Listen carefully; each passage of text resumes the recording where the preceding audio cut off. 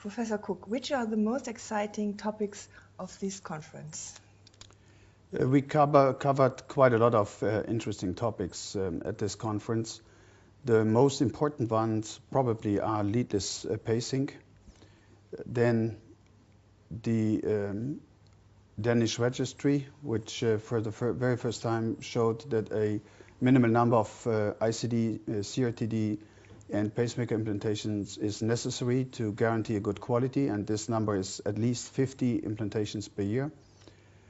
Furthermore, we also presented the 4 most important and exciting trials in the field of arrhythmias and heart failure. And finally, we could also demonstrate that, for instance, the autonomic nervous system does not only play an important role in patients with arterial hypertension, but also in patients that have arrhythmias such as atrial fibrillation and ventricular tachycardia. And finally, we also address the importance of sports in patients who have inherited arrhythmias such as channelopathies, but also arrhythmogenic right ventricular dysplasia.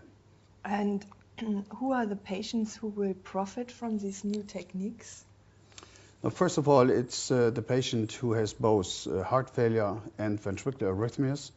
It has been shown that these patients profit from techniques such as telemonitoring within the ICDs or CRTD systems. This conference has presented the in-time study that demonstrated that for the very first time the telemonitoring devices are superior to non-telemonitoring devices, not only with respect to quality of life, but also with respect to total mortality. So it becomes very clear that heart failure patients should be treated with such devices that allow the continuous recording of ECGs and then can stimulate the physician to really treat these patients as early as possible.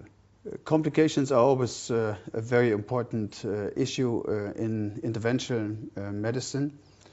It could be demonstrated that complications such as infections of lead, for instance, which has been extensively discussed here at this conference, can be avoided when patients undergo antibiotic treatment. So there are clear data now that indicate that before you implant the device into a patient, that he should have a standard antibiotic therapy. We could also demonstrate that lead infections are very difficult to treat, and it's my personal pleasure to announce that the European Heart Rhythm Association has started a very important European initiative, which is a registry. We call it the Electra Registry, and we are collecting in particular data from patients that undergo lead extraction, mostly because of infections, but also if we have lead failures. We are trying prospectively to collect these data across Europe to see what finally the outcome is in patients that undergo this rather complex procedure of trying to get the lead out of the body once there is a problem. Oh, wonderful. Thank you very much. My pleasure.